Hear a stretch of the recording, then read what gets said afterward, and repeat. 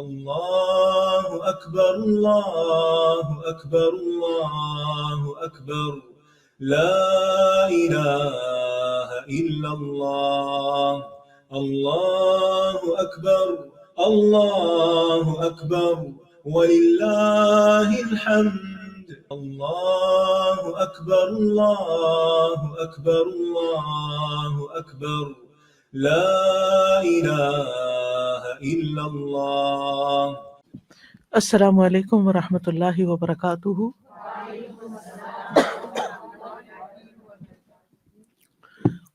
نحمده ونصلي على رسوله الكريم اما بعد فاعوذ باللہ من الشیطان الرجیم بسم اللہ الرحمن الرحیم رب اشرح لي صدری ويسر لي امری واحلل عقدۃ من لسانی یفقهوا قولی۔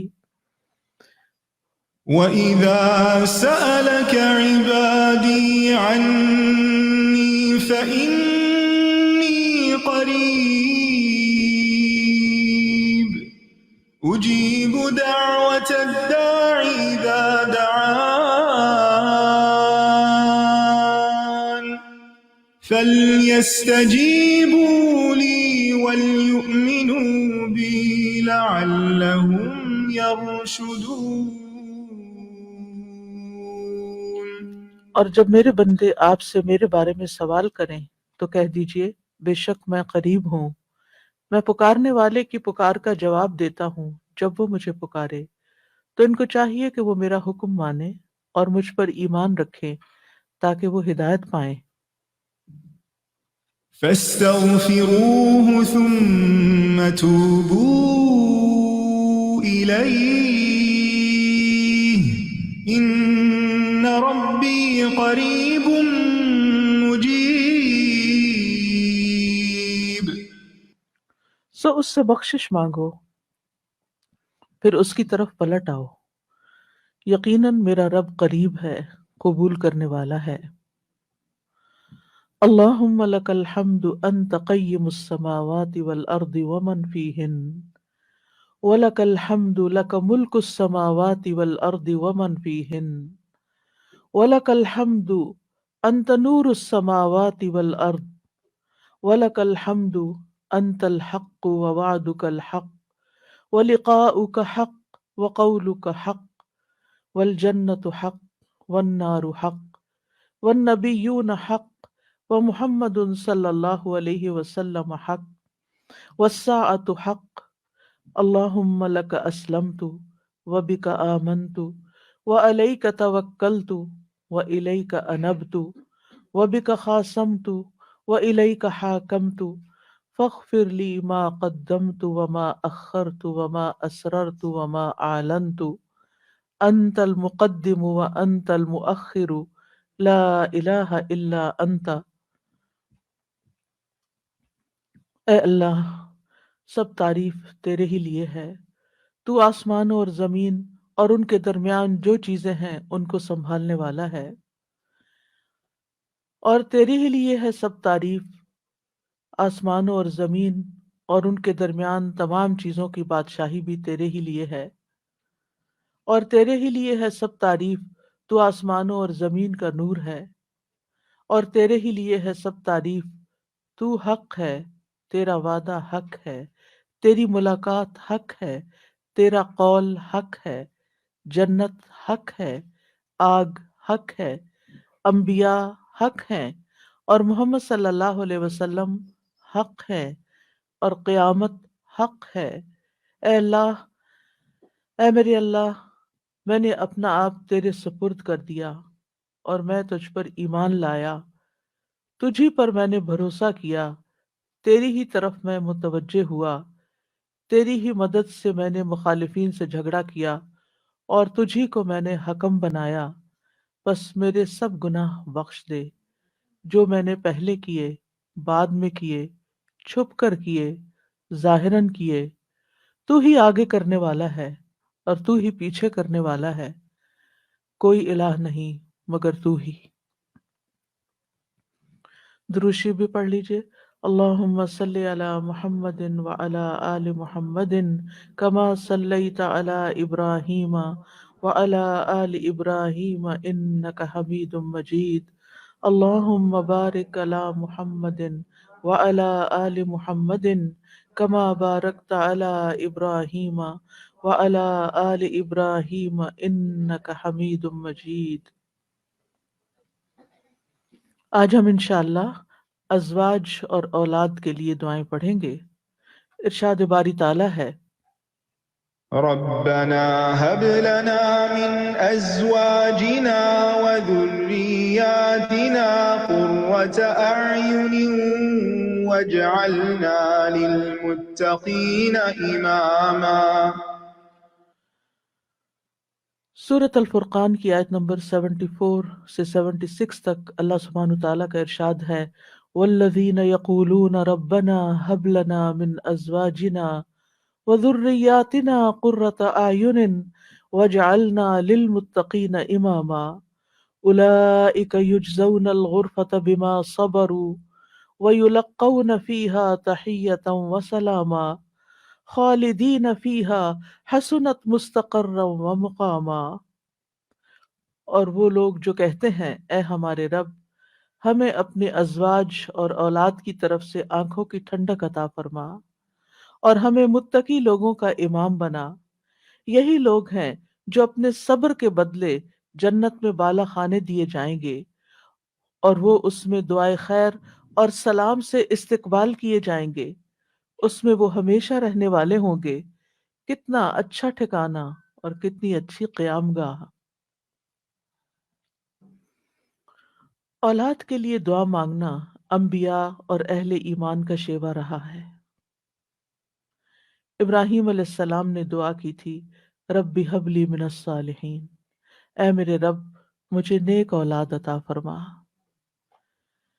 اہل ایمان کی دعا اللہ تعالیٰ نے قرآن مجید میں ذکر کی ہے، وَأَصْلِحْ لِي فِي ذُرِّيَّتِي، اور میری خاطر میری اولاد کی اصلاح کر دے۔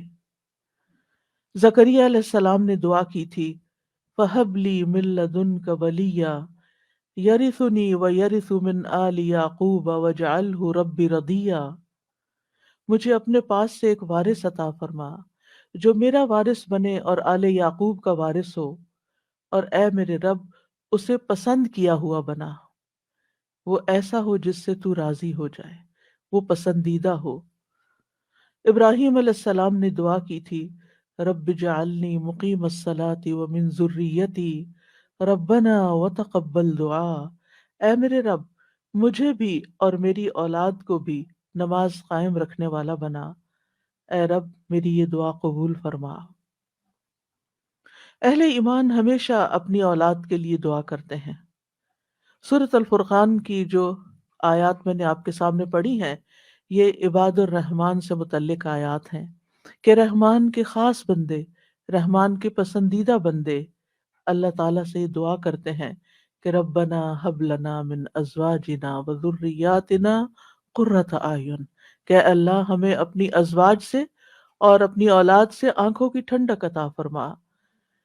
یاد رکھیے یہ دعا ہر صاحب ایمان کا شیوا ہے، ہر مومن کو یہ دعا کرتے رہنا چاہیے، چاہے ہماری اولاد نیک ہی کیوں نہ ہو، چاہے وہ فرما بردار ہی کیوں نہ ہو، چاہے وہ قرآن کی حافظ ہی کیوں نہ ہو، چاہے وہ دین کی عالم ہی کیوں نہ ہو، پھر بھی یہ دعا مانگتے رہنا چاہیے، اس لیے کہ دل رحمان کی دو انگلیوں کے درمیان ہوتا ہے، وہ جیسے چاہے انہیں پھیر سکتا ہے۔ ہمیں نہیں معلوم کہ آج اگر ہماری اولاد دین پر ہے تو کل اس کا مستقبل کیا ہوگا، اس لیے کبھی بھی اس بارے میں بے فکر نہیں ہونا چاہیے۔ نیک سے نیک ترین اولاد بھی ہو، تہجد گزار بھی ہو، صائم اور قائم ہو، لیکن پھر بھی دعا کرتے رہیں۔ اگر آپ کی اولاد نیک ہے تو آپ کی دعائیں ان کی نیکی میں استقامت اور اضافے کا سبب بنے گی، یعنی وہ مزید نیک بنے گے، ان کے اندر مزید استقامت آئے گی، اور پھر اسی طرح ان کا ایمان بھی بڑھے گا۔ اور اگر وہ نیک نہیں ہے اور اگر وہ آپ کی آنکھوں کی ٹھنڈک نہیں ہے تو اس دعا سے انشاءاللہ وہ آپ کی آنکھوں کی ٹھنڈک بنیں گے۔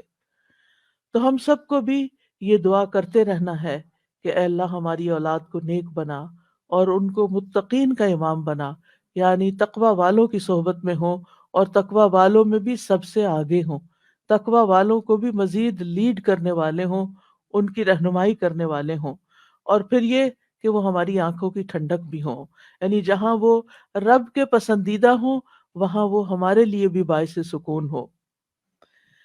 اس کے ساتھ ساتھ انسان کے لیے لازم ہے کہ وہ اپنی اولاد کی نیک تربیت بھی کرتا رہے، کیونکہ تربیت کی کوشش کرنا جو ہے ایک صبر آزما کام ہے۔ اسی لیے اس آیت کے بعد جو آیت آتی ہے اس میں صبر کرنے والوں کی جزا جنت میں غرفہ بتائی گئی ہے۔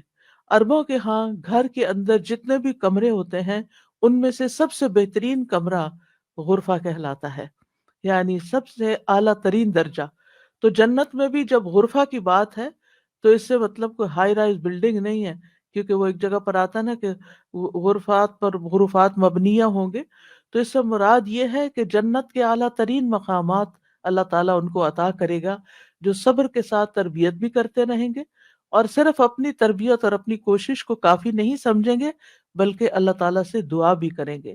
اور بہت دفعہ ایسا بھی ہوتا ہے کہ ہم تربیت میں پوری کوشش کر لیتے ہیں لیکن اس کا اثر اولاد میں نظر نہیں آتا، اولاد آپ کی ایکسپیکٹیشن پہ پوری نہیں اترتی، آپ جیسے ان کو دیکھنا چاہتے ہیں ویسے وہ نظر نہیں آتے۔ کیا ہم نوح علیہ السلام کی تربیت پہ کوئی شک کریں گے؟ ان کے 4 بیٹے تھے جن میں سے 3 بہترین بیٹے ثابت ہوئے، لیکن ایک بیٹا اپنے ہی راستے پر چل نکلا۔ تو اس میں انسان کی کوشش اگر ہو اور انسان کے بس میں ہو اولاد کی اصلاح تو وہ سبھی کو سیدھا کر کے رکھ دے، لیکن یاد رکھیے کوشش ہماری، دعا ہماری، اور اس میں اثر ڈالنے والا اور اس کو ہماری آنکھوں کی ٹھنڈک بنانے والا صرف اور صرف ہمارا رب ہے۔ اس لیے مومن صرف اپنی کوششوں پہ بھروسہ نہیں کرتا بلکہ وہ اپنے رب کو پکارتا رہتا ہے۔ اور پھر عام طور پر یہ ہوتا ہے کہ ہم اس دعا کو اپنی دعاؤں کا حصہ نہیں بناتے۔ ہاں، جب اولاد کی طرف سے کوئی تکلیف پہنچتی ہے، جب وہ ہماری کوئی بات نہیں مانتے یا ہمیں ناراض کرتے ہیں تو پھر ہمیں خیال آتا ہے کہ ہمیں دعا کرنی چاہیے کہ ان کی اصلاح ہو جائے اور یہ سیدھے ہو جائیں اور ہماری آنکھوں کی ٹھنڈک بن جائیں۔ یاد رکھیے یہ صرف اولاد کے بگاڑ کے وقت کی دعا نہیں ہے بلکہ ہمیشہ یہ دعا کرتے رہنا چاہیے۔ اپنی روزمرہ زندگی کی دعاؤں میں، خاص دعاؤں میں اس دعا کو شامل کر لیں، اپنی نمازوں میں، سجدوں میں، قبولیت کے اوقات میں اپنی اولاد کے لیے دعا کریں، کیونکہ اولاد انسان کی محبوب ترین چیزوں میں سے ہے۔ جن کو اللہ نے اولاد کی نعمت سے نوازا ہے وہ اچھی طرح سمجھ سکتے ہیں کہ ہماری زندگی میں اولاد کا کیا مقام ہے۔ یعنی جب تک انسان والدین نہیں بنتا، ماں باپ نہیں بنتا، وہ اس بات کو سمجھ ہی نہیں سکتا کہ اولاد کیا چیز ہوتی ہے، کیونکہ انسان زندگی میں مختلف چیزوں سے محبت کرتا ہے، مختلف چیزوں کے ساتھ انسان کا لگاؤ ہوتا ہے، مختلف کام انسان کو یا مختلف چیزیں اس کو پسند آتی ہیں، لیکن جب ایک ماں بنتی ہے، ایک عورت ماں بنتی ہے، ایک باپ مرد جو ہے وہ باپ بنتا ہے، تو اس کے بعد اس کی زندگی میں جو تبدیلی آتی ہے، اس کے بعد اس کی زندگی کے اندر جو خوبصورتی آتی ہے، اس کے بعد اس کی زندگی کا جو محور اور مرکز بن جاتا ہے اور اس کی تمام توجہ کا مرکز جو چیز بن جاتی ہے، اور دن رات کی یہ ڈیوٹی 24/7 کی ہوتی ہے۔ یعنی باقی چیزوں سے تو آپ کسی وقت الگ بھی ہو سکتے ہیں مگر یہ وہ رشتہ ہوتا ہے کہ جس سے آپ پھر مرتے دم تک الگ نہیں ہو سکتے، کیونکہ وہ آپ کے جسم کا ایک حصہ ہوتا ہے، اور اللہ تعالیٰ آپ کے دل میں ہر چیز سے زیادہ ان کے لیے محبت ڈال دیتا ہے، اور ان کی خوشی آپ کو خوش کرتی ہے اور ان کا دکھ آپ کو دکھی کرتا ہے۔ اس لیے انسان کو ہمیشہ اپنی دعاؤں میں یہ خاص دعا کرتے رہنا چاہیے، اور قبولیت کے اوقات میں بھی، کیونکہ اولاد سے ملنے والی آنکھوں کی ٹھنڈک اسی وقت ہوتی ہے جب اولاد سیدھے رستے پر ہوتی ہے، جب اولاد نیک ہوتی ہے، اچھے کام کر رہی ہوتی ہے، تو پھر ہی ماں باپ کی آنکھوں کی ٹھنڈک ہوتی ہے۔ اور اس دعا کے دوسرے حصے میں اپنے لیے دعا ہے کہ اللہ ہمیں متقین کا امام بنا، یعنی اولاد جو ہے ہم اس کے ایک طرح سے امام ہوتے ہیں، جیسے حدیث میں آتا ہے نا، کلکم راعن وکلکم مسئول عن رعیتہ، تو ہر ایک ہم میں سے رائی ہے، ہر ایک لیڈر ہے، ہر ایک ذمہ دار ہے۔ تو اللہ تعالیٰ ہمیں ماں باپ کی حیثیت میں ایسا رول ماڈل بنا کہ ہم متقی ہوں، اور ہماری اولاد بھی متقی ہو، یعنی ہماری اولاد میں بھی نیکی ہو، اور پھر ہم ان کو نیکی کے ساتھ آگے ان کی رہنمائی کرنے والے ہوں۔ اور ویسے بھی آپ دیکھیے کہ اگر ان جنرل سینس بھی دیکھیں تو اس میں انسان کو ایک ہائیسٹ مقام حاصل کرنے کی دعا یہاں سکھائی گئی ہے، اور وہ کیا؟ کہ انسان ایسا انسان ہو کہ جسے دیکھ کر لوگ متقی بن جائیں، یعنی نیکیوں میں، دوسرے لفظوں میں یہ کہ نیکیوں میں سبقت کرنے والے ہوں، نیکیوں میں آگے بڑھنے والے ہوں، تاکہ دوسرے لوگ بھی ہمیں دیکھ کر نیک بن جائیں۔ مثلاً اگر ایک مرد اول وقت میں مسجد میں جا کر نماز پڑھتا ہے تو اس کے بچوں پر اس کا کیا امپریشن ہوگا؟ یعنی اگر باپ ذمہ دار ہے تو بچے بھی دیکھ کر کہیں گے کہ ہاں، ہمیں ہمیں بھی یہی کام کرنا ہے، کیونکہ بچے ابتدائی زندگی میں خاص طور پر باپ کو، ماں کو بہت فالو کر رہے ہوتے ہیں۔ پھر اسی طرح اگر آپ کا پڑوسی آپ کو دیکھتا ہے، آپ کے کولیگز آپ کو دیکھتے ہیں کہ آپ کی توجہ سب سے زیادہ کس چیز کی طرف ہے، تو وہ بھی آپ کی دیکھا دیکھی نیکی کے کام میں آگے بڑھتے ہیں۔ آپ صدقہ آپ صدقہ کرتے ہیں، اور کوئی آپ کو دیکھ رہا ہے، آپ کا مقصد نہیں دکھانا، لیکن کسی کو نظر آ جاتا ہے تو وہ آپ کو دیکھ کر وہ بھی شروع کر دیتا ہے، تو یہ آپ اس کے کیا بن گئے؟ امام، یعنی آپ لیڈ کر رہے ہیں، آپ آگے ہیں اور وہ آپ کو فالو کر رہے ہیں۔ تو ہمیں یہ دعا کرنی چاہیے اپنے لیے کہ اللہ ہمیں نیکی کا نیکی کے کاموں میں نیکی کے کاموں کا امام بنا، متقین کا امام بنا۔ تو یہاں ہم دیکھتے ہیں کہ یہ عباد الرحمن کی صفات میں سے ایک صفت ہے، اور وہ کہتے ہیں والذین یقولون ربنا ہب لنا۔ ہب کا لفظ جو ہے یہ ہبہ سے ہے، اور ہبہ کہتے ہیں بلا معاوضہ کوئی چیز دینا، یعنی ہم نے کچھ، یا رب ہم نے کچھ کیا نہیں، لیکن تو اپنے پاس سے ہمیں عطا فرما، اپنی خاص رحمت سے ہمیں یہ عطا فرما۔ من ازواجنا، ازواج کا لفظ جو ہے یہ زوج سے ہے، جن اور حیوانات ان سب میں نر اور مادہ پایا جاتا ہے جو ہر ایک دوسرے کا زوج کہلاتا ہے، یعنی عورت کے لیے بھی یہ لفظ استعمال ہوتا ہے اور مرد کے لیے بھی استعمال ہوتا ہے۔ اگر مرد یہ دعا کریں گے تو اپنی بیویوں کے لیے کریں گے کہ ہماری بیویاں ہمارے لیے آنکھوں کی ٹھنڈک ہوں، اور اگر عورتیں یہ دعا کریں گی تو ان کے ازواج ان کے خاوند ہوں گے کہ وہ ان کو ہمارے لیے آنکھوں کی ٹھنڈک بنا۔ اور ذریات سے مراد ذریت جو ہے صرف اولاد نہیں ہوتی، اولاد کی اولاد بھی ذریت کہلاتی ہے۔ جی، یعنی کیونکہ آپ نے دیکھا ہوگا کہ جب آپ اپنی اولاد کے لیے دعا کرتے ہیں اور وہ کسی قابل ہوتی، بڑی ہوتی، پھر ان کے بچے پیدا ہوتے ہیں، تو بعض اوقات اپنے بچوں سے زیادہ بچوں کے بچے پیارے ہو جاتے ہیں، اور اگر وہ نیک بنتے ہیں تو ہمیں آنکھوں کی ٹھنڈک نصیب ہوتی ہے، اور اگر بچوں کے بچوں میں کوئی بگاڑ آ جائے تو آپ ایکولی دکھ اور تکلیف میں مبتلا ہو جاتے ہیں۔ تو اس لیے یہ بہت جامع دعا ہے کہ ہم صرف اپنے لیے نہیں، اپنے بچوں کے لیے نہیں، بلکہ اپنی نسلوں کے لیے دعا کر رہے ہوتے ہیں۔ تو ربنا ہب لنا من ازواجنا و ذریاتنا، اور ذریات میں قرۃ اعین، آنکھوں کی ٹھنڈک۔ آپ کو معلوم ہے کہ آنکھیں ٹھنڈی بھی ہوتی ہیں اور گرم بھی ہوتی ہیں۔ آنکھوں سے جب آنسو بہتے ہیں، خوشی کے آنسو بہیں تو آنکھیں ٹھنڈی ہوتی ہیں، اور اگر غم کے آنسو ہوں تو آنکھیں گرم ہو جاتی ہیں۔ تو آنکھوں کی ٹھنڈک کا مطلب یہ ہے خوشی، مسرت، اور پھر یہ کہ آنکھوں کی ٹھنڈک ہو تو انسان پرسکون رہتا ہے، نیند بھی سکون سے آتی ہے۔ کہ بچوں کی طرف سے اگر انسان کو بے فکری ہو کہ وہ اچھے کام کر رہے ہیں، اچھی جگہ پر ہیں، سیف ہینڈز میں ہیں، تو انسان کے بہت سے غم، دکھ، پریشانیاں ختم ہو جاتی ہیں، وہ بے فکر ہو جاتا ہے۔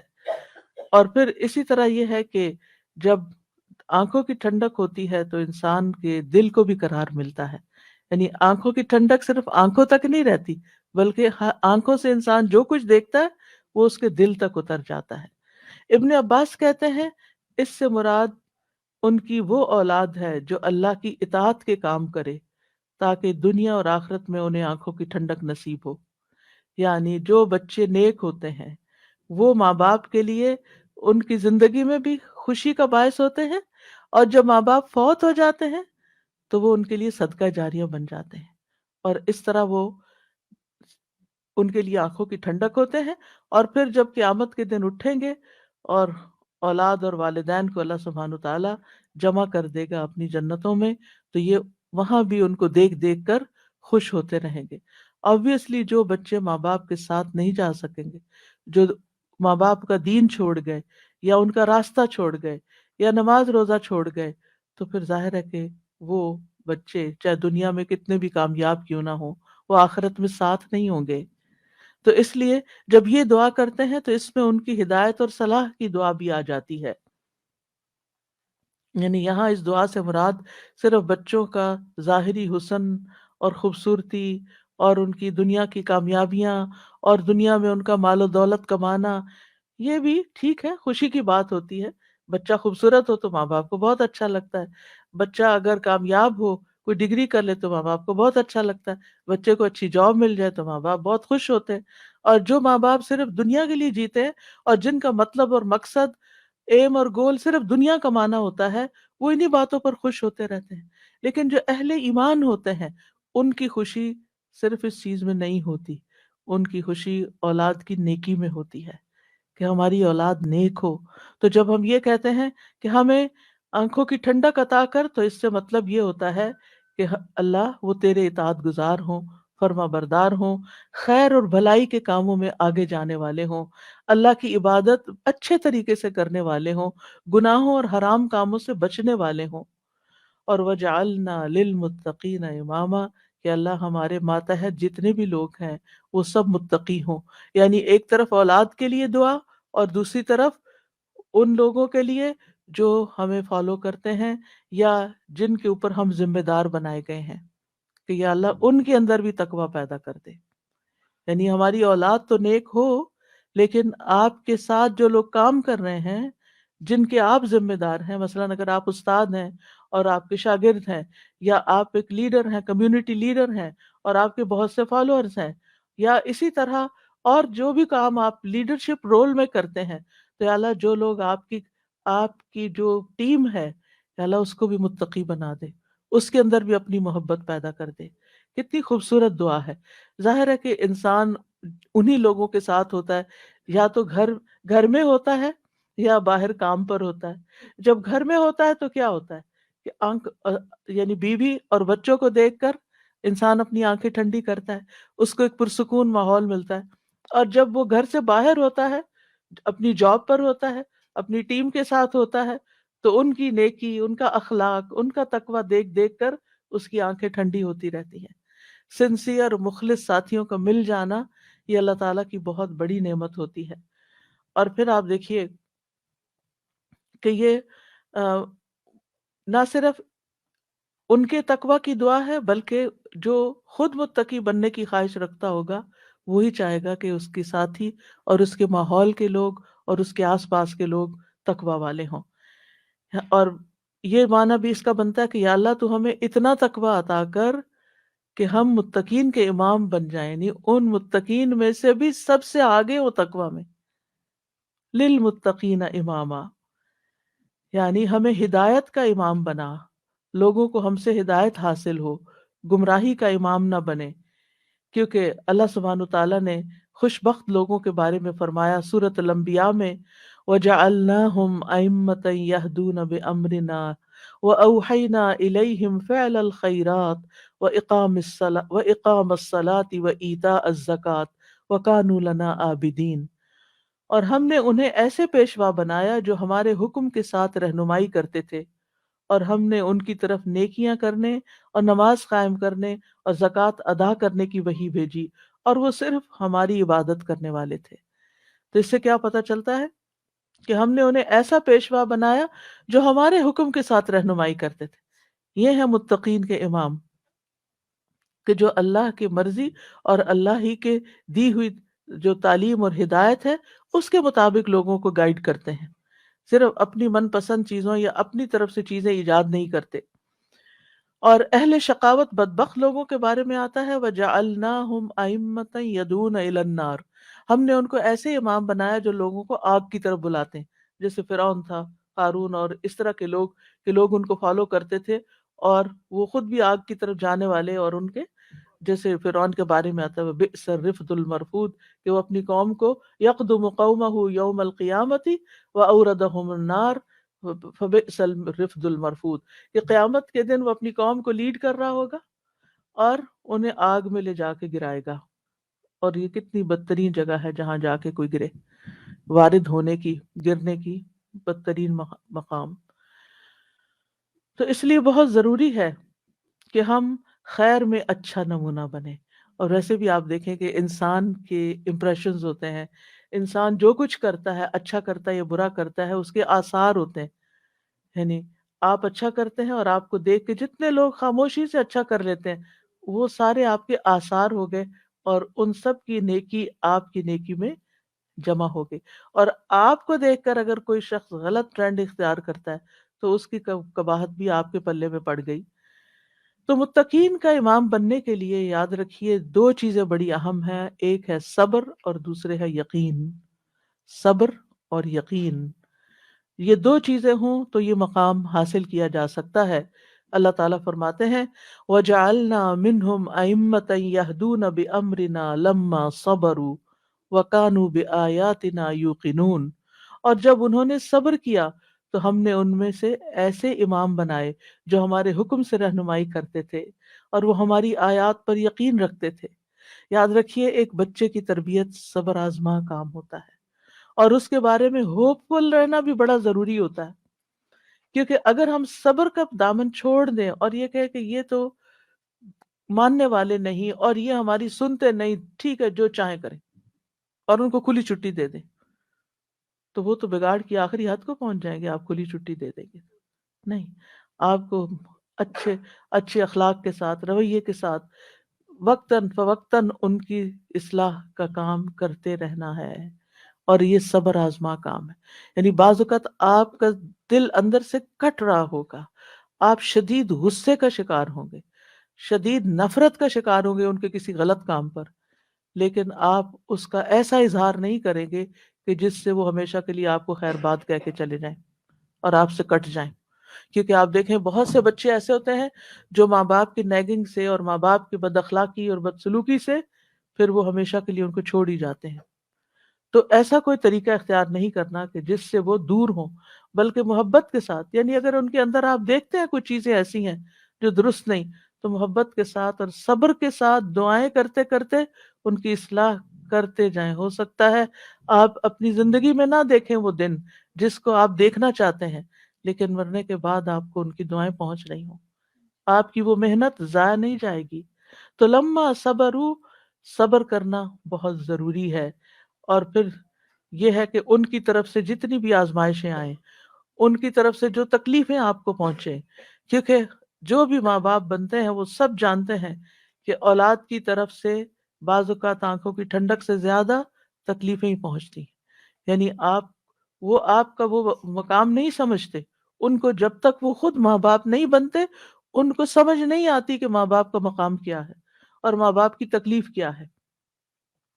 لہذا ایسے تمام مواقع پر صبر سے کام لینا ہے، اور پھر ایسی دعا کرنے والوں کا انجام بھی بہت بہترین۔ اور دوسرا یہ کہ یقین رکھنا ہے، بے یقینی سے دعا نہیں کرنی، یقین رکھنا ہے کہ اللہ میری دعائیں سنتا ہے اور وہ ضرور سنے گا۔ لم اکم بدعائک رب شقیہ، اے رب میں تجھ سے دعا مانگ کر کبھی بدبخت ہوا ہی نہیں، تو دعاؤں کا سننے والا ہے۔ ایسی دعا کرنے والوں کا انجام بہت بہترین ہے۔ اللہ تعالیٰ فرماتے ہیں اولئک یجزون الغرفۃ، ایسے نیک بندے جن کے اندر یہ صفات ہوں، جو یہ چاہتے ہوں کہ ان کی اولاد اچھی ہو جائے، ان کے ازواج، ان کی بیوی یا شوہر اچھا ہو جائے، اور پھر صبر کے ساتھ یہ سب کام کریں، تو پھر ان کا انجام بھی بہت اچھا ہے۔ اور وہ کیا ہے کہ جنت کا اعلیٰ ترین مقام، جیسا کہ سورۃ العنکبوت میں آتا ہے والذین آمنوا وعملوا الصالحات لنبوئنہم من الجنۃ غرفا تجری من تحتها الانہار خالدین فیہا نعم اجر العاملین۔ الذین صبروا وعلی ربہم یتوکلون، اور جو لوگ ایمان لائے اور انہوں نے نیک کام کیے، ہم انہیں ضرور ہی جنت کے اونچے گھروں میں جگہ دیں گے، یعنی بہترین مقام پر جگہ دیں گے، جن کے نیچے سے نہریں بہتی ہیں۔ یعنی اوپر جب ہوتا ہے تو نیچے کا سین خوبصورت، زیادہ بہتر نظر آتا ہے۔ ہمیشہ ان میں رہنے والے ہیں۔ دنیا میں آپ اگر کوئی ایسی جگہ پر، کسی سی سائڈ پر، کسی بہترین سینری اور گرینری کے مقام پر، اونچی کسی ہائیسٹ فلور پر پینٹ ہاؤس خرید بھی لیں، رہ بھی لیں، لیکن آپ کو ہر وقت دھڑکا لگا رہتا ہے کہ پتہ نہیں کب دنیا سے چلے جانا ہے، یا اگر رینٹ پر رہ رہے ہیں تو پتہ نہیں کب یہاں سے نکلنا پڑ جائے، تو آپ پوری طرح انجوائے نہیں کر سکتے۔ یعنی انسان جتنا بھی چاہے دنیا میں کمپلیٹ جوائنس ہے ہی نہیں، کیونکہ اس کے ساتھ کئی مسائل اور کئی مشکلات ہوتی ہیں۔ لیکن آخرت میں بلند ترین مقامات میں فرمایا خالدین فیہا، وہ اس میں ہمیشہ رہیں گے، نکلنے کا، اس کو چھوڑنے کا، اس کے خراب ہونے کا، اس کی مینٹیننس کا کوئی فکر ہی نہیں ہے، صرف انجوائمنٹ ہی ہے۔ نعم اجر العاملین، لیکن یہ کس کو ملتا ہے؟ جو عمل کرتے ہیں، جو کام کرتے ہیں، جو محنت کرتے ہیں۔ کتنا اچھا اجر ہے عمل کرنے والوں کا۔ کون ہے وہ عمل؟ کیا دو عمل بتائے گئے؟ الذین صبروا وعلی ربہم یتوکلون، وہ جو صبر کرتے ہیں اور اپنے رب پر توکل کرتے ہیں، بھروسہ کرتے ہیں۔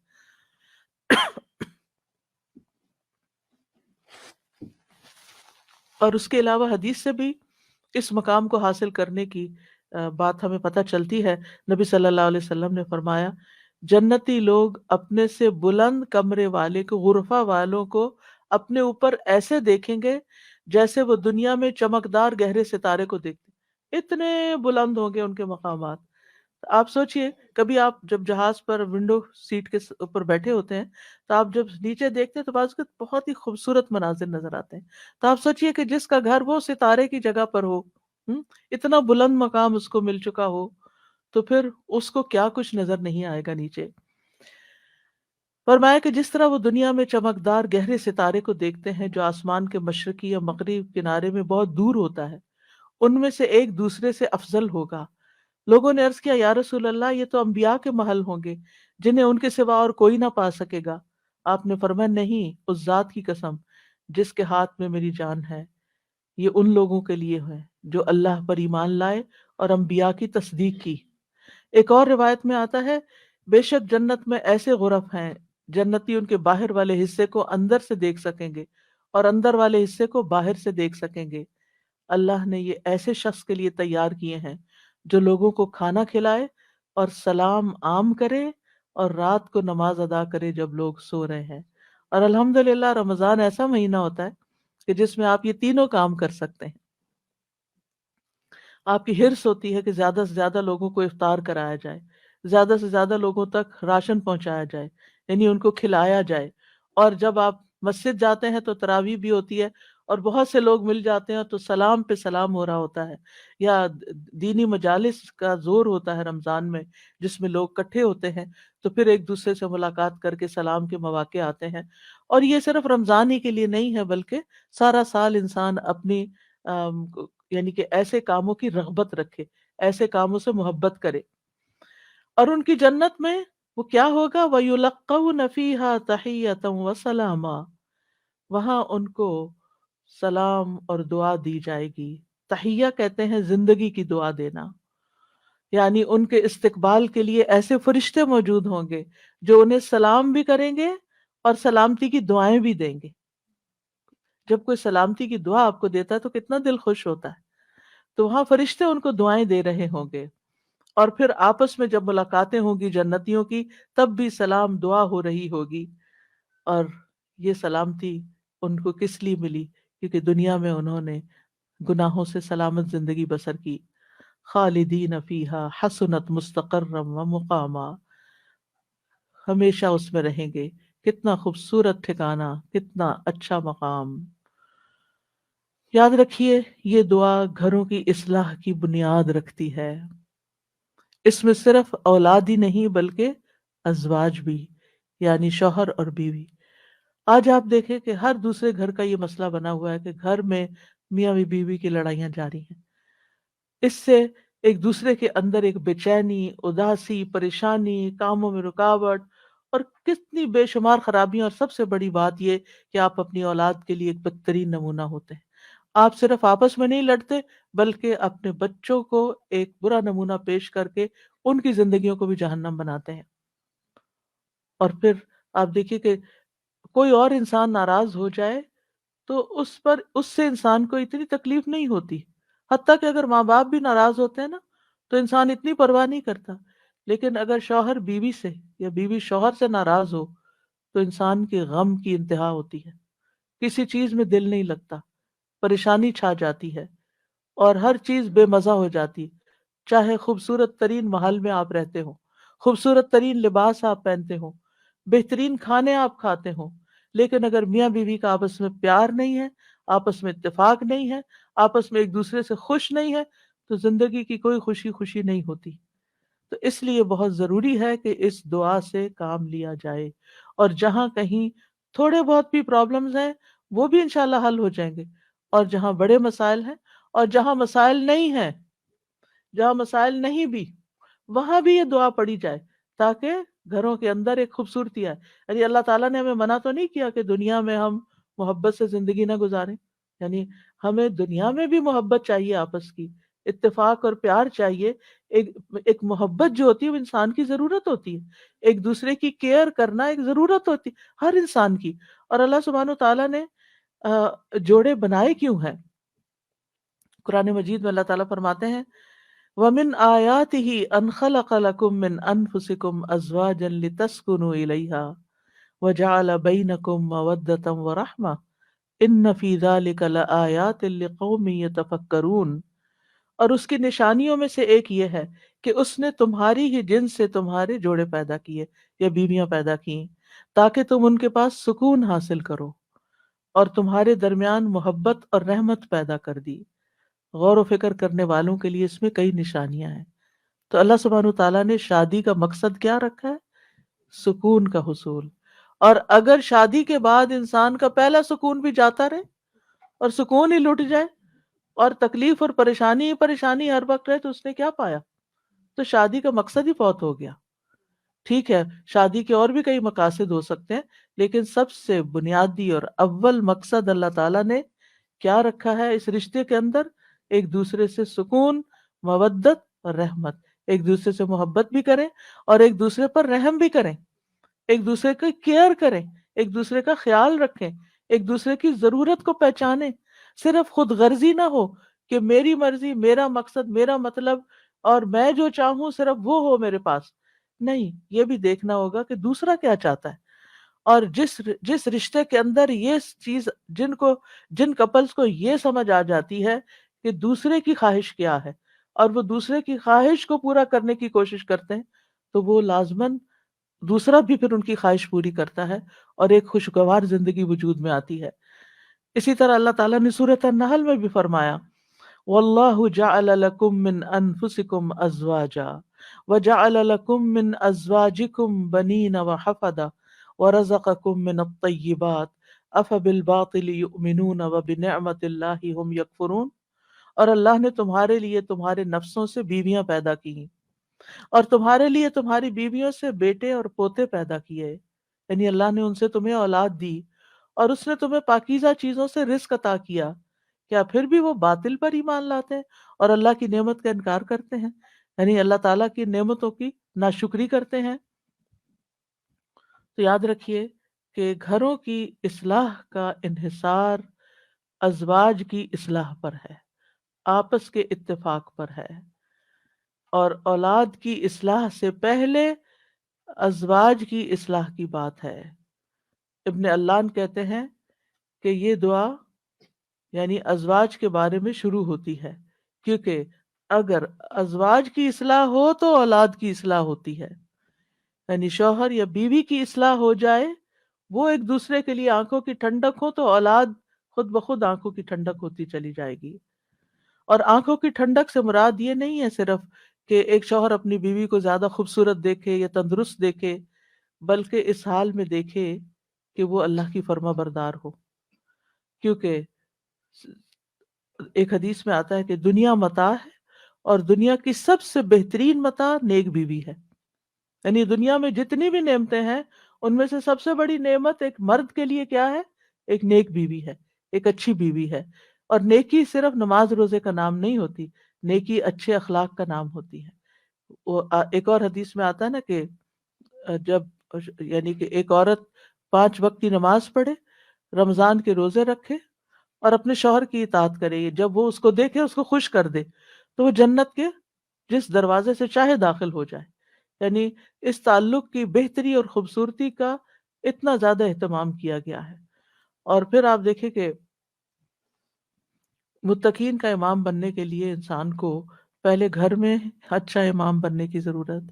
یعنی گھر سے باہر آپ اسی صورت میں اچھے امام بن سکتے ہیں جب آپ گھر کے اندر خوبصورتی لاتے ہیں اور اس کے لیے کوشش بھی کرتے ہیں. دیکھیے کچھ رشتے ہمیں اللہ کی طرف سے بنے بنائے مل جاتے ہیں، جیسے ماں باپ کا رشتہ ہے. ماں باپ سے آپ کو انکنڈیشنل لو ملتا ہے. آپ اچھا کریں، آپ برا کریں، آپ ان کو خوش کریں، آپ ان کو ستائیں، آپ ان کے قریب ہوں، آپ ان کے دور ہوں، وہ آپ سے محبت کرتے ہی رہیں گے. آپ زندہ ہوں، آپ مر جائیں، ہر صورت میں محبت کرتے ہیں. آپ نے دیکھا ان ماؤں کو جن کا کوئی بچہ فوت ہو جائے تو وہ زندہ کو بھول گئے اسی کو یاد کرتی رہتی ہیں جو چلا گیا ہے. قریب ہو تب بھی محبت کرتے ہیں، دور ہو تب بھی محبت کرتے ہیں. ماں باپ کی محبت انکنڈیشنل ہے، لیکن ازواج کی محبت کنڈیشنل ہوتی ہے. اگر آپ اچھے اخلاق کا مظاہرہ کریں گے، اچھے انسان بن کر رہیں گے تو آپ محبت آپ کی بڑھتی جائے گی. لیکن اگر آپ اپنے اخلاق کو کھو دیں گے تو پھر اس محبت میں کمی آنی شروع ہو جائے گی. تو کچھ رشتے بنے بنائے ہوتے ہیں اور کچھ کو بنانا پڑتا ہے، ان کی مینٹیننس کرنی پڑتی ہے. یاد رکھیے شادی جو ہے یہ انبیاء کا طریقہ ہے، نیک لوگوں کا طریقہ ہے، ہمارے دین کا شعار ہے. نکاح جو ہے وہ نصف ایمان ہے. یعنی ہمارے دین میں کرسچینٹی کی طرح یہ نہیں ہے کہ آپ شادی نہیں کریں، آپ نن بن جائیں، آپ فقیر بن جائیں اور آپ زیادہ نیک ہیں. نہیں، آپ شادی کر کے زیادہ نیکی کما سکتے ہیں. یعنی اسلام جو ہے وہ فطری ضروریات کو مد نظر رکھتا ہے. اللہ تعالیٰ فرماتے ہیں آپ سے پہلے بھی ہم نے کئی رسولوں کو بھیجا، یقیناً آپ سے پہلے بھی ہم نے کئی رسولوں کو بھیجا اور ہم نے ان کے لیے بیویاں اور اولاد بنائی. یعنی پیغمبر بھی بیویوں والے اور اولادوں والے تھے. نبی صلی اللہ علیہ وسلم نے فرمایا نکاح میری سنت ہے، بس جو میری سنت پر عمل نہیں کرتا وہ مجھ سے نہیں. تم لوگ شادی کیا کرو.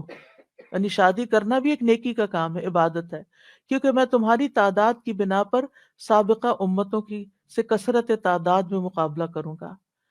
ایک اور روایت سے پتہ چلتا ہے کہ شادی نہ کرنے والا نبی صلی اللہ علیہ وسلم کے طریقے سے منہ موڑنے والا ہے. آپ کو یاد ہوگا کہ وہ 3 صحابہ جو نبی صلی اللہ علیہ وسلم کی ایبسنس میں حضرت عائشہ کے پاس پوچھنے گئے تھے کہ آپ کے اعمال کیا ہیں، تو جب انہوں نے بتایا تو ان کا وہ تو اللہ کے نبی ہیں تو اس لیے. لیکن ایک نے کہا میں کبھی گوشت نہیں کھاؤں گا، دوسرے نے کہا میں کبھی رات کو نہیں سوؤں گا، تیسرے نے کہا میں کبھی شادی نہیں کروں گا. تو نبی صلی اللہ علیہ وسلم کو جب یہ باتیں پتہ چلی تو آپ نے اللہ تعالیٰ کی حمد و ثنا کی اور فرمایا ان لوگوں کو کیا ہو گیا ہے جنہوں نے ایسی اور ایسی باتیں کہی ہیں. میں رات میں نوافل بھی پڑھتا ہوں، سوتا بھی ہوں، نفلی روزہ رکھتا ہوں اور چھوڑ بھی دیتا ہوں، نکاح بھی کرتا ہوں، بس جو شخص میرے طریقے سے منہ موڑے گا وہ مجھ سے نہیں. یعنی وہ میری امت میں سے نہیں ہے جو میرے اس طریقے کو پسند نہ کرے. اللہ سبحانہ وتعالیٰ نے خود نکاح کی رغبت دلائی ہے. وَأَنكِحُوا الْأَيَامَ مِنكُمْ وَالصَّالِحِينَ مِنْ عِبَادِكُمْ وَإِمَائِكُمْ، اور اپنے میں سے بے نکاح مردوں اور عورتوں کا نکاح کر دو، اور اپنے غلاموں اور اپنی لونڈیوں میں سے جو نیک ہیں ان کا بھی. نکاح میں دیر کیوں کرتے ہیں عام طور پر؟ کہ ابھی بچے کچھ کماتے نہیں ہیں. فرمایا اگر وہ محتاج ہوں گے اللہ ان کو اپنے فضل سے غنی کر دے گا، اور اللہ وسعت والا اور سب کچھ جاننے والا ہے. اور پھر شادی ویسے بھی آپ دیکھیں نگاہ کی حفاظت کا ذریعہ ہے، شرمگاہ کی حفاظت کا ذریعہ ہے، نصف دین مکمل کرنے کا ذریعہ ہے. حدیث میں آتا ہے جب کوئی شخص نکاح کر لیتا ہے تو اپنا آدھا دین مکمل کر لیتا ہے. لہذا چاہیے کہ باقی آدھے دین کے بارے میں اللہ سے ڈرتا رہے. پھر آپ دیکھیے کہ صرف دنیا میں نہیں، آخرت میں جنت میں بھی پاکیزہ جوڑے ہوں گے. وَلَهُمْ فِيهَا أَزْوَاجٌ مُطَهَّرَةٌ پاکیزہ بیویاں ہوں گی۔ اہل جنت سے کہا جائے گا ادخلوا الجنت انتم وازواجکم تحبرون، تم اور تمہاری بیویاں جنت میں داخل ہو جاؤ، تم خوش کیے جاؤ گے، خوش رکھے جاؤ گے۔ فرشتے اہل ایمان اور ان کی بیویوں اور بچوں کے لیے دعائیں کرتے ہیں، کیا کہتے ہیں؟ ربنا وادخلہم جنات عدن التی وعدتہم ومن صلح من آبائہم وازواجہم وذریاتہم انک انت العزیز الحکیم۔ اے ہمارے رب، اور انہیں ہمیشگی کے باغات میں داخل کر جن کا تو نے ان سے وعدہ کیا تھا، اور ان کے آباء و اجداد اور ان کی بیویوں اور ان کی اولادوں میں سے جو نیک ہوئے ان کو بھی جنت میں داخل کر۔ یعنی یہ فرشتے اہل ایمان کے لیے دعا کرتے ہیں۔ اور جنت میں کوئی بھی کمارا نہیں ہوگا، یعنی جن لوگوں کی دنیا میں شادی نہیں ہوئی ان کو بھی اللہ تعالیٰ جوڑے عطا کرے گا، اور جن کے یعنی کہ شوہر پہلے فوت ہو گئے یا بیوی فوت ہو گئی، یا ایک نیک تھا اور ایک جنت میں نہیں گیا دوسرا جہنم میں چلا گیا، تو ان کو بھی اللہ تعالیٰ وہاں یعنی ان کو بھی جوڑے عطا کرے گا۔ اور کوئی بھی ایسا نہیں ہوگا کہ جو تنہائی کا شکار ہو، آئسولیشن کا شکار ہو، کیونکہ انسان کی زندگی میں اگر کمپینین ہوتا ہے تو انسان کے لیے سکون کا باعث ہوتا ہے، اور خاص طور پر اگر نیک بیوی ہو۔ قرآن مجید میں آتا ہے فالصالحات قانتات، نیک عورتیں وہ ہیں جو شوہروں کی فرما بردار ہوں، ان کی بات ماننے والی ہوں، اور ان کی عدم موجودگی میں اللہ کی حفاظت میں ان کے حقوق کی حفاظت کرنے والی ہوں، یعنی اپنی جان اور مال کی حفاظت کریں جب شوہر نہ بھی موجود ہوں۔ پھر ہمیں یہ کہا گیا کہ پاک دامن عورت سے شادی کی جائے، اور عورت سے شادی کا معیار کیا رکھا گیا؟ نبی صلی اللہ علیہ وسلم نے فرمایا عورت سے 4 چیزوں کی وجہ سے نکاح کیا جاتا ہے، اس کے مال و دولت کی وجہ سے، یا اس کے حسب نسب کی وجہ سے، یا اس کی خوبصورتی کی وجہ سے، یا اس کی دینداری کی وجہ سے۔ تیرے ہاتھ خاک آلود ہوں، دیندار عورت سے شادی کر کے کامیابی حاصل کرو، کیونکہ اگر دین والی تمہارے گھر میں آئے گی تو وہ اللہ سے ڈرنے والی ہوگی، اس کا اخلاق اچھا ہوگا، اس کے اندر بگاڑ نہیں ہوگا، تمہیں اس کو بار بار نماز کی پابندی کے لیے نہیں کہنا پڑے گا، اس کو نیکی کی طرف لانے کے لیے بہت ایفرٹ نہیں کرنی پڑے گی۔ اور پھر آپ دیکھیں کہ ایک ماں کے اوپر انحصار ہوتا ہے کہ بچوں کی کیا تربیت کرتی ہے، کیونکہ تربیت اولاد باپ کا حصہ کم ہوتا ہے، ماں کا حصہ زیادہ ہوتا ہے۔ اگر ایک بچہ اپنی ماں کو نیک دیکھتا ہے تو اس کے اندر ایک نیکی کی محبت پیدا ہوتی ہے۔ تو بہرحال یہ رشتے جو ہیں ان کے لیے دعا بھی ہے، اور اس کے ساتھ ساتھ انتخاب بھی اچھا ہو، اور پھر ان کو بنانے کے لیے کوشش بھی رہے۔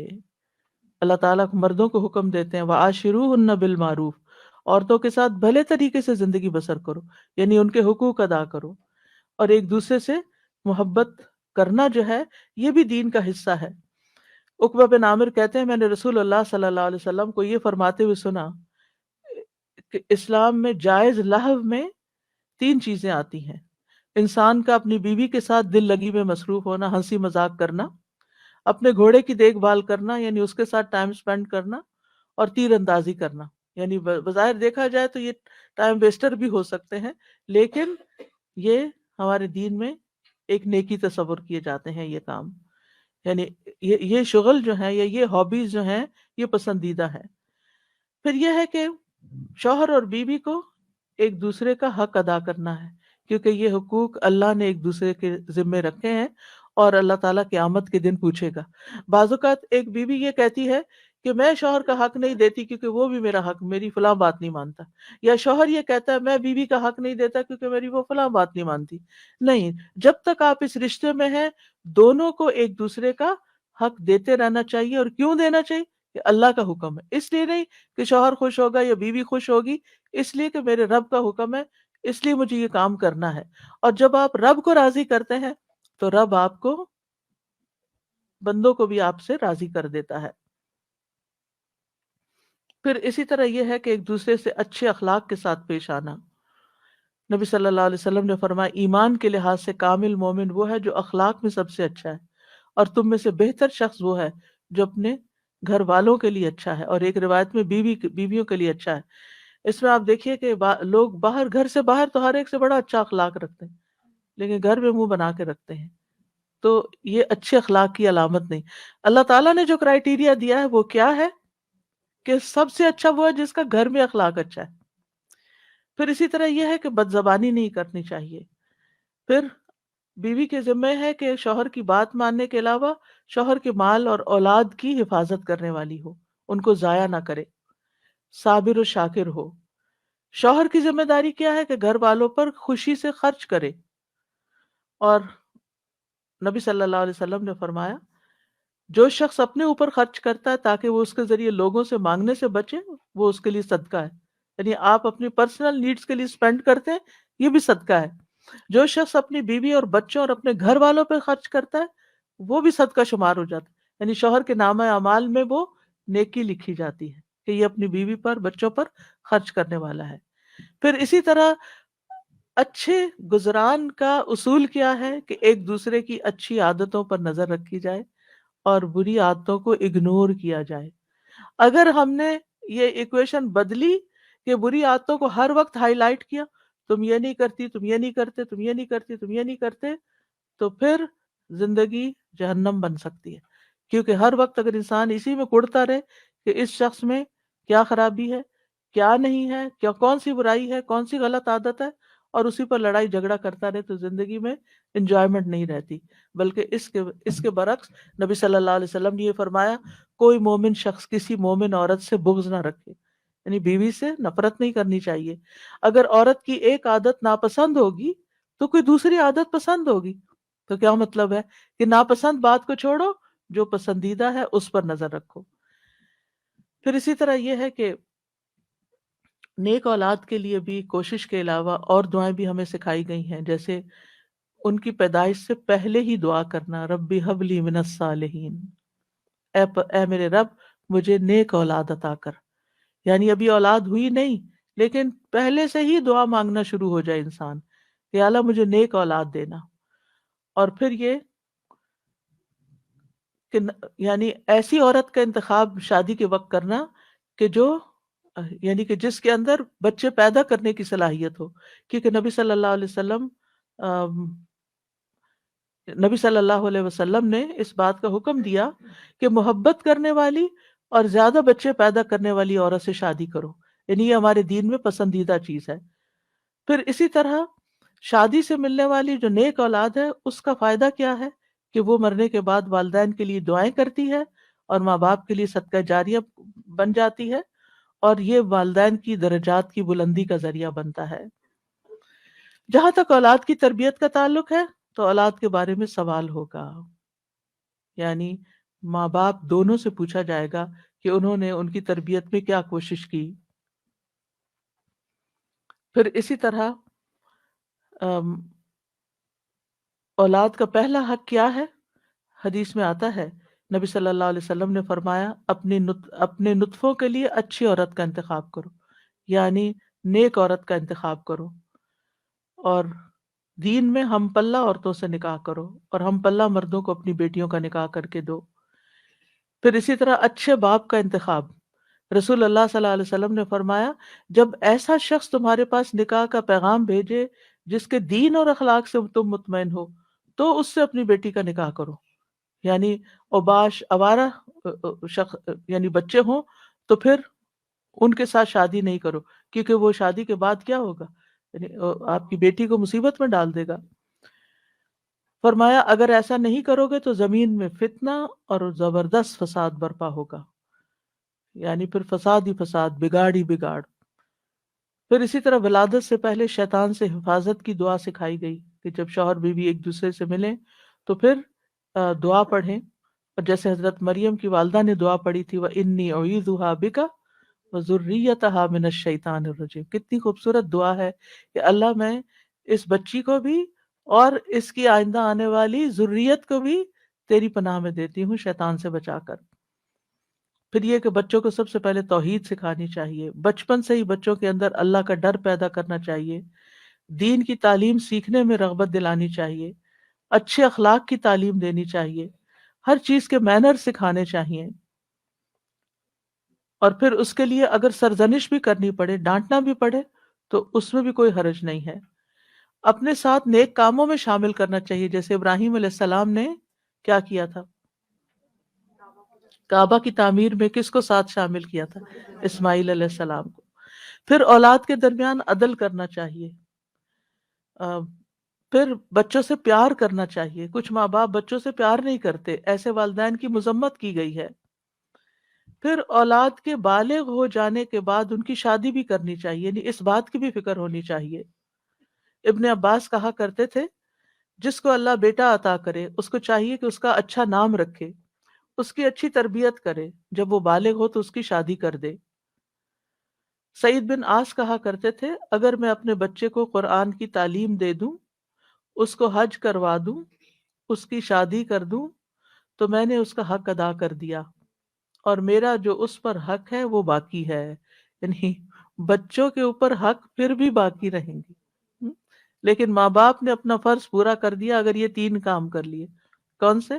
قرآن کی تعلیم دے دی، حج کروا دیا، شادی کر دی. اس کے بعد وہ اپنے ذمہ دار خود ہیں. لیکن بچوں کے اوپر ماں باپ کی ذمہ داری مرتے دم تک رہتی ہے. قتادہ کہتے ہیں اگر لڑکا بالغ ہو جائے اور اس کا باپ اس کی شادی نہ کرے، لڑکا بالغ ہو جائے، باپ شادی نہ کرے بچے کی، اور وہ کسی بے حیائی کا ارتکاب کرے، یعنی کسی برائی میں پڑ جائے، تو باپ گناہ گار ہوگا. یعنی وہ لڑکا تو ہوگا ہی یا لڑکی تو ہوگی ہی، لیکن ماں باپ بھی گناہ گار ہوں گے. تو اس لیے شادی کے معاملے میں انسان کوشش ضرور کرے. رشتہ نہیں ملتا یا کوئی اسباب نہیں بن رہے تو وہ الگ بات ہے، لیکن ماں باپ کو اس بات کی فکر ہونی چاہیے، کیونکہ دیکھا گیا کہ وقت کے ساتھ ساتھ یہ فکر ختم ہو گئی ہے، اور بعض ماں باپ نے تو یہ چیز اولاد پر ہی چھوڑ دی ہے. پھر اسی طرح یہ بھی خوشخبری سن لیجئے کہ والدین کی دعائیں اپنی اولاد کے حق میں قبول ہوتی ہیں. اس لیے بچوں کے لیے زیادہ سے زیادہ دعائیں کیا کریں.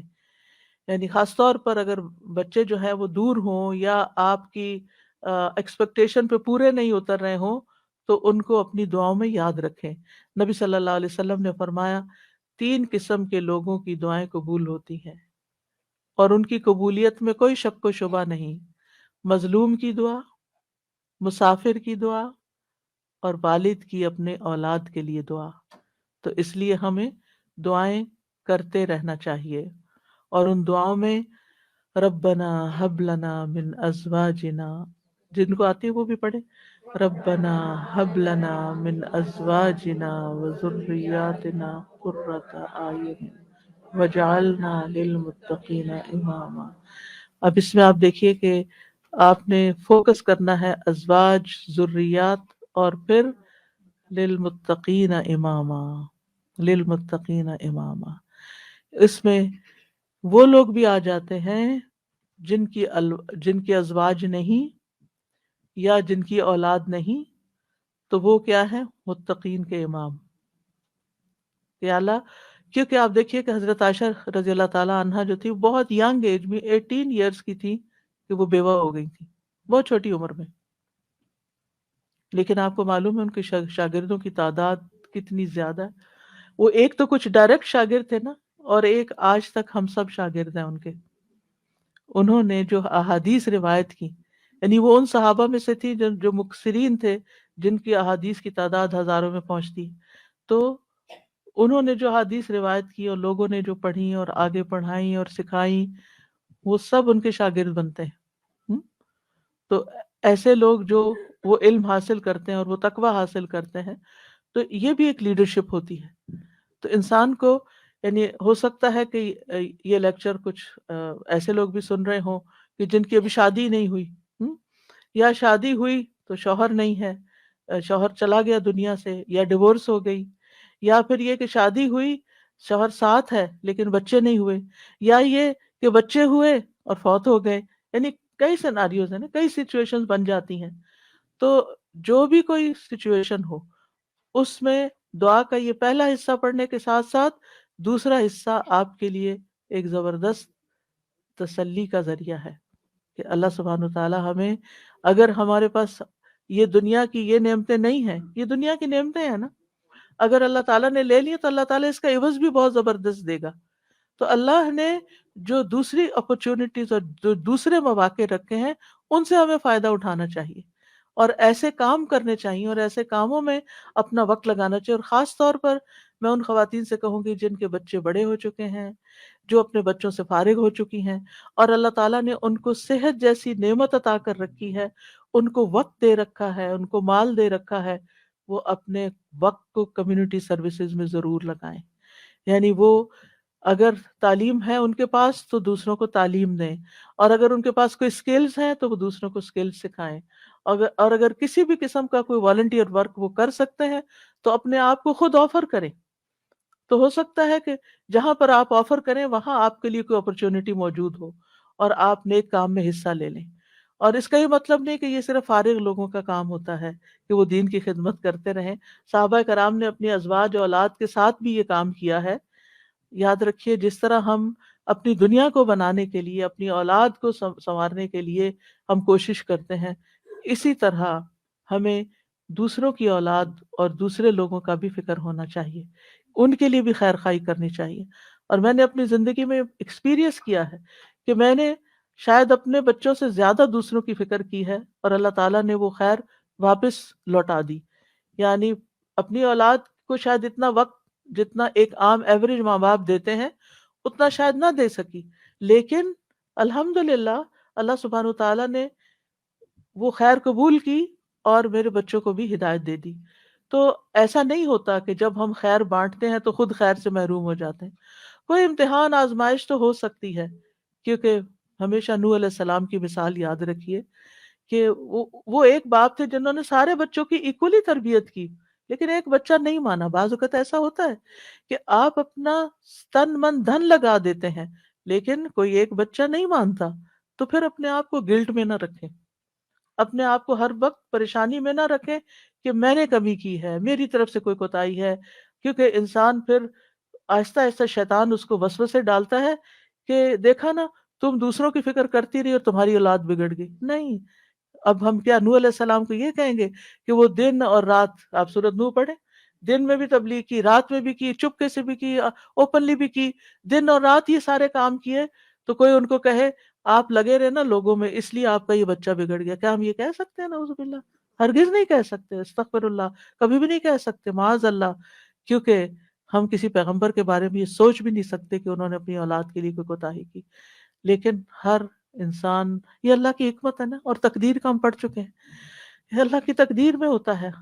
ٹھیک ہے یہ ناقابل برداشت بات ہوتی، لیکن پھر بھی میں نے اپنے استاد سے بہت پہلے ایک بات سنی تو اس کو میں نے پلے باندھ لیا. انہوں نے کہا تھا، اب تفسیر کی کلاس میں تفسیر پڑھاتے تھے ہمیں ماسٹرز میں، انہوں نے کہا کہ اگر آپ چاہتے ہیں نا آپ کا بچہ کھائے، کیونکہ مائیں بڑی پریشان رہتی ہے بچہ کھاتا نہیں ہے، آپ دوسروں کے بچوں کو کھلائیں. آپ کا بچہ دودھ نہیں پیتا، آپ بچوں میں دودھ بانٹیں. آپ کا بچہ سیکھتا نہیں، تعلیم نہیں آ سکتا، آپ اوروں کے بچوں کو پڑھائیں. جو خیر آپ دوسروں کو دیں گے وہ خیر آپ پر واپس آئے گی.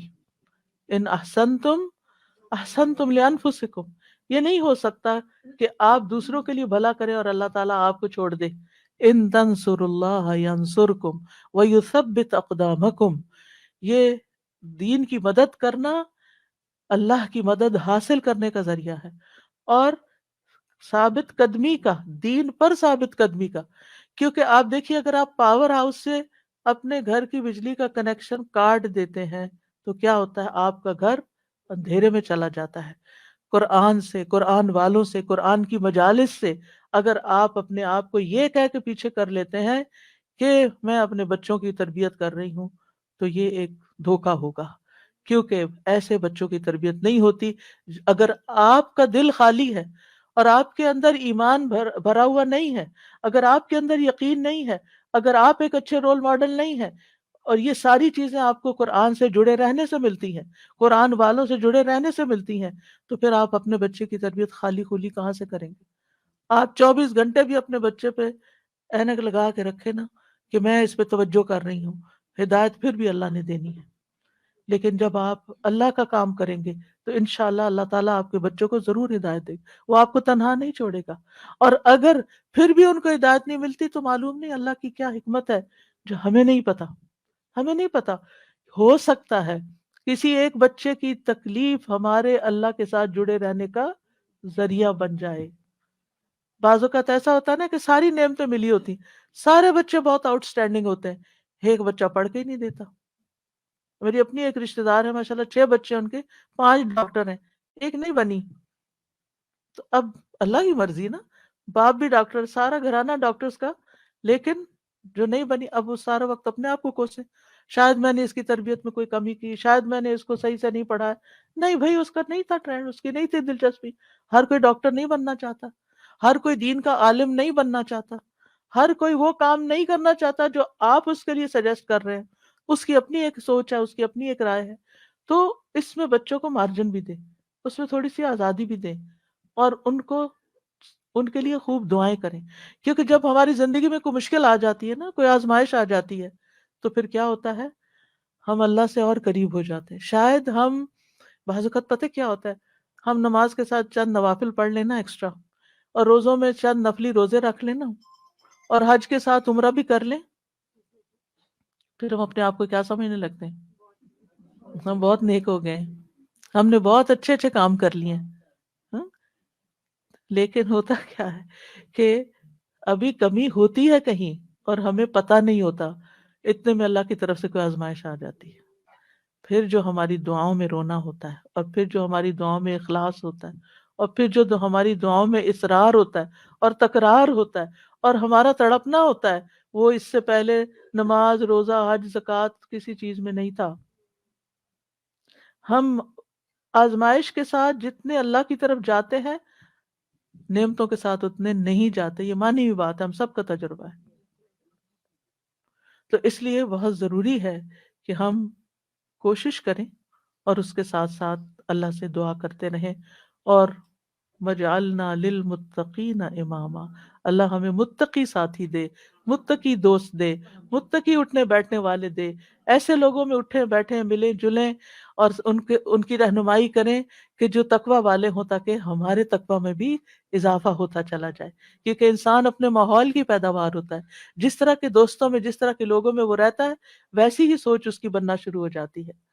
اور پھر ابراہیم علیہ السلام کی دعا بھی کہ ربی حب لی من الصالحین، کہ اللہ اپنے پاس سے ہی صالح بچہ دے دے، میں تو نیک بنانے سے رہا، میری تو اتنی محنت نہیں۔ اور یہ ابراہیم علیہ السلام مانگ رہے ہیں، اور اللہ سبحانہ تعالیٰ نے پھر ان کو کیسی نیک اولاد عطا کی۔ اسماعیل علیہ السلام کتنے فرما بردار تھے، اسحاق علیہ السلام کتنے غلام علیم تھے، علم والے، اور ان کی نسل میں بھی علم آیا۔ اور پھر آپ دیکھیے کہ ابراہیم علیہ السلام نے یہاں صرف یہ نہیں کہا کہ ربی حبلی من الصالحین، بلکہ اس سے پہلے ایک بات کہی تھی، وہ کیا تھی؟ سورہ صافات میں وقال انی ذاہب الی ربی سیہدین، میں اپنے رب کی طرف جا رہا ہوں، میں رب کا بن رہا ہوں، وہ مجھے ہدایت دے گا۔ پھر مانگا اللہ مجھے نیک اولاد بھی دے۔ ہم کیا کرتے ہیں، ہم خود تو نیک بنتے نہیں، انی ذاہب الی ربی کرتے نہیں، نہ نیکی کی طرف جاتے ہیں، نہ نیک کام کرتے ہیں، نہ دین کا کام کرتے ہیں، اور پھر ہم کہتے ہیں اللہ مجھے نیک اولاد دے، میری اولاد کو نیک بنا دو۔ یہ کیسے ہوگا؟ پہلے آپ خود تو بنے، پہلے آپ خود تو وہ کام کریں کہ جو آپ کو کر کے دکھانے ہیں بچے کو کہ ایسے نیک کام کرتے ہیں۔ اور پھر آپ دیکھیں کہ ابن جریر طبری کہتے ہیں کہ ابراہیم علیہ السلام کی دعا یہ تھی کہ اللہ مجھے اپنی طرف سے ایسا بیٹا عطا کر جو نیک لوگوں میں سے ہو، ایسے لوگ جو تیری اطاعت کرتے ہیں، تیری نافرمانی نہیں کرتے، زمین میں اصلاح کے کام کرتے ہیں، اور زمین میں فساد برپا نہیں کرتے، یعنی مجھے ایسی اولاد چاہیے۔ اس سے یہ بات بھی پتہ چلتی ہے کہ انسان خواہ کتنا ہی قدر و منزلت والا ہو، خلیل اللہ ہی کیوں نہ ہو، ابراہیم علیہ السلام اللہ کے دوست ہیں، پھر بھی وہ اللہ کا محتاج ہے، پھر بھی وہ اللہ تعالیٰ سے دعائیں کرے کہ ربی حبلی من الصالحین۔ اور اصلاح کی اپنی ایک اہمیت ہے، یعنی صرف اولاد نہیں مانگی بلکہ نیک اولاد مانگی، کیونکہ کیونکہ صرف اولاد آپ کے لیے مصیبت کا سبب ہو سکتی ہے، اور نیک اولاد آپ کے لیے آنکھوں کی ٹھنڈک کا سبب ہوگی۔ اور پھر یہ کہ ابراہیم علیہ السلام کی دعاؤں میں وَمِن ذُرِّيَّتِنَا أُمَّةً مُسْلِمَةً لَكَ، سبحان اللہ، اتنی بڑی دعا مانگ لی۔ یعنی صرف نیک اولاد نہیں بلکہ ہماری ذریات یعنی اولاد کی اولاد، اولاد کی اولاد، اولاد کی اولاد، اس میں ایک امت مسلمہ پیدا کر دے۔ اور کتنے خوبصورت الفاظ کا چناؤ تھا۔ پہلے حبلی کہا، اللہ تحفہ چاہیے تیری طرف سے، ہدیہ چاہیے، ہبہ چاہیے، میں نے کچھ نہیں کیا، مجھے تیری طرف سے عنایت چاہیے کہ تو مجھے ایسا بیٹا عطا کر دے کہ جس کے اندر فطرت میں اندر خیر ہو، اندر نیکی ہو، اور بڑا ہو کے وہ اچھے کام کرے۔ اور پھر صرف یہ نہیں، وَمِن ذُرِّيَّتِنَا أُمَّةً مُسْلِمَةً لَكَ، اللہ ہماری اولاد میں سے ایسے لوگ پیدا کر جو تیرے فرما بردار ہوں، مسلمۃ لک ہوں۔ اور پھر آپ دیکھیے کہ کس طرح اللہ سبحانہ تعالیٰ نے ابراہیم علیہ السلام کو نوازا۔ سبحان اللہ، ابو الانبیاء ہے، انبیاء کے باپ ہیں۔ اور پھر آپ دیکھیے کہ جتنے بھی الہامی مذاہب ہیں، کرسچینٹی ہے یا جوڈازم ہے، اسلام ہے، ان سب کے وہی لیڈر ہیں۔ اللہ تعالیٰ نے کہا تھا نا، انی جاعلک للناس اماما، یا ابراہیم میں تمہیں لوگوں کا امام بنانے والا ہوں، ہیں؟ اور کس طرح پھر اللہ تعالیٰ نے ان کو امام بنایا۔ پھر اسی طرح اگر اولاد نہ ہوتی ہو تو پھر یہ دعا کرتے ہیں، رب لا تذرنی فردا وانت خیر الوارثین، اے میرے رب تو مجھے اکیلا نہ چھوڑ، تو ہی سب وارثوں میں سے بہتر وارث ہے۔ یہ زکریا علیہ السلام کی دعا تھی کہ رب لا تذرنی فردا وانت خیر الوارثین، تو اللہ نے دعا قبول کر لی۔ فاستجبنا لہ ووہبنا لہ یحییٰ، ہبہ ہے یہاں بھی، اور ہم نے اس کو یحییٰ عطا کیا۔ وَأَصْلَحْنَا لَهُ زَوْجَهُ، اور اس کی بیوی کی اصلاح کر دی۔ کیوں؟ إِنَّهُمْ كَانُوا يُسَارِعُونَ فِي الْخَيْرَاتِ، کیونکہ وہ نیکیوں میں سبقت کرتے تھے، نیکیوں میں دوڑ دوڑ کے جاتے تھے۔ وَيَدْعُونَنَا رَغَبًا وَرَهَبًا، اور وہ ہمیں رغبت اور رہبت، امید اور خوف کے ساتھ پکارتے تھے۔ وَكَانُوا لَنَا خَاشِعِينَ، یہ تین چیزیں دعاؤں کی قبولیت کا ذریعہ ہیں۔ نیکی کے کاموں میں تیز جانا، جلدی کرنا، سستی نہ کرنا۔ یسارعون، سرعت سے ہے یہ لفظ، کہ ان انبیاء کی دعائیں کیوں قبول ہوئیں؟ کیونکہ وہ نیکی کے کاموں میں تیزی دکھاتے تھے۔ دوسرے دعائیں کرتے تھے، وَيَدْعُونَنَا رَغَبًا وَرَهَبًا، یعنی کوشش بھی کرنی ہے، بھاگنا بھی ہے اللہ کی طرف، اور دوسرے دعائیں کرنی ہے، اور تیسرے تکبر میں نہیں آنا۔ وَكَانُوا لَنَا خَاشِعِينَ، وہ ہمارے لیے خشوع کرنے والے تھے۔ ابن قیم کہتے ہیں نیک اعمال کرنا اور اس کی طرف سبقت لے جانا دعا کی قبولیت کے بڑے اسباب میں سے ہے، اسی لیے اللہ تعالیٰ نے ان کی دعائیں قبول کر لی۔ پھر ایک اور دعا ہے جو حضرت زکریا علیہ السلام نے ہی مانگی، رب ہب لی من لدنک ذریۃ طیبہ انک سمیع الدعاء، اے میرے رب مجھے اپنی طرف سے نیک اور پاکیزہ اولاد عطا فرما، بے شک تو ہی دعائیں سننے والا ہے۔ یعنی ہبہ وہ ہوتا ہے نا جو بغیر معاوضے کے خوش دلی اور احسان کے طور پر کسی کو کوئی چیز دے دی جائے۔ یعنی ایک ہبہ ہوتا ہے، ایک ہدیہ ہوتا ہے، ایک صدقہ ہوتا ہے۔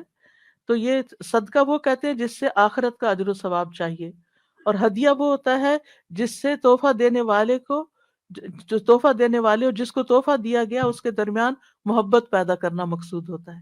یعنی تحفہ محبت کے لیے ہوتا ہے، ہدیہ جو ہے ہدیہ تحفے کو ہی کہتے ہیں، اور ہبہ جو ہے وہ پھر اس فائدے کے کسی مقصد کے لیے ہوتا ہے۔ تو یہاں پر یعنی ہبہ وہ چیز ہوتی ہے کہ جس کو ہبہ کی جاتی ہے صرف اس کے فائدے کا مطلوب ہوتا، یعنی اس کا فائدہ مطلوب ہوتا ہے۔ ٹھیک ہے، مطلب یہ تھا کہ اے اللہ مجھے اپنے پاس سے ایسا ہدیہ دے جو بغیر کسی عوض کے، میری بغیر کسی کوشش اور محنت کے ہو، تو بس تو آپ عطا کر دے۔ من لدن کا، اپنے پاس سے دے دے، کیونکہ تیرے پاس تو سب کچھ ہے۔ اور پھر ذریۃ طیبہ دے، جو اپنے اقوال و افعال میں پاک ہو، جسموں میں پاک ہو۔ انک سمیع الدعاء، آپ تو دعائیں سننے والے۔ یہ محبت اور رحمت کو کھینچ لانے والی بات ہے۔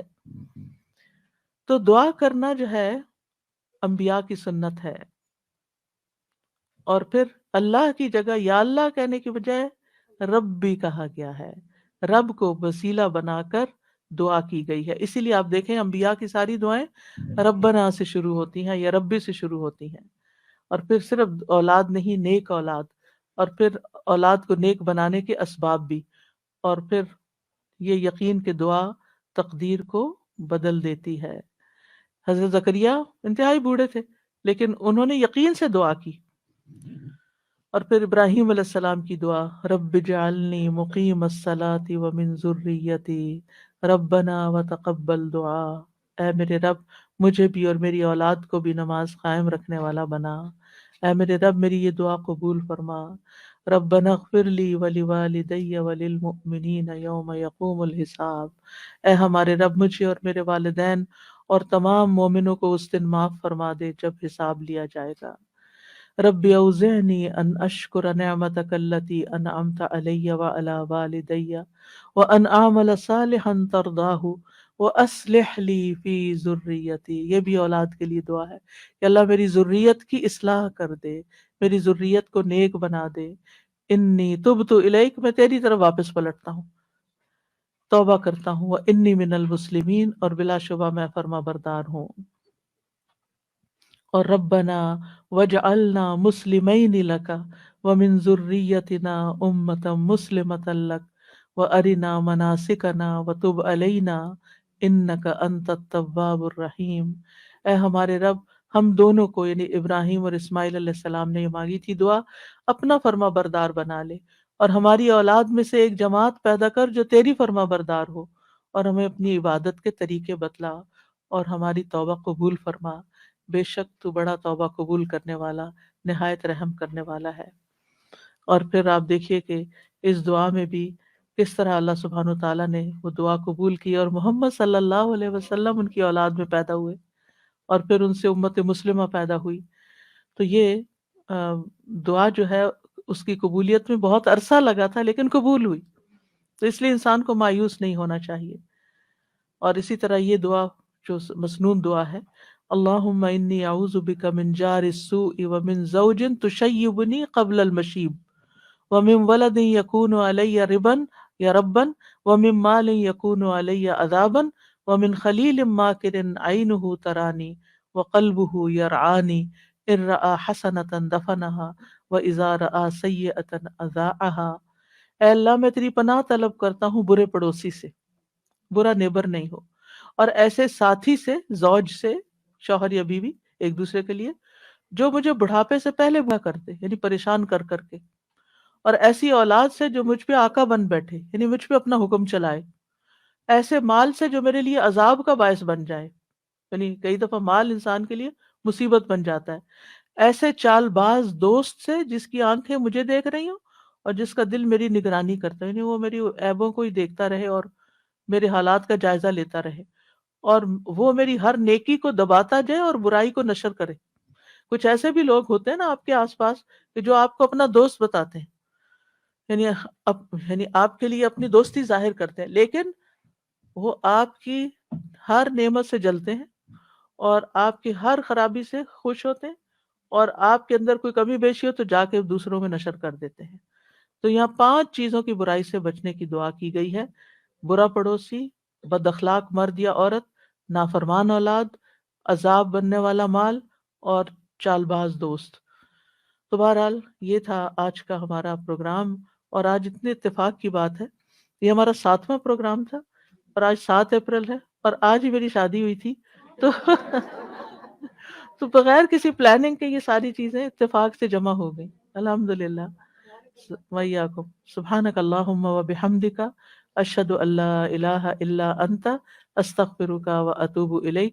السلام علیکم ورحمۃ اللہ وبرکاتہ. وإياكم. اللهم صل على محمد وعلى آل محمد كما صليت على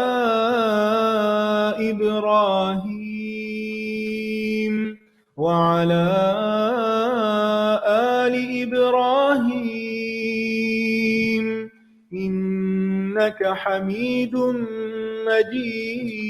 مجيد. اللهم بارك على محمد وعلى آل محمد كما باركت على إبراهيم وعلى آل إبراهيم إنك حميد مجيد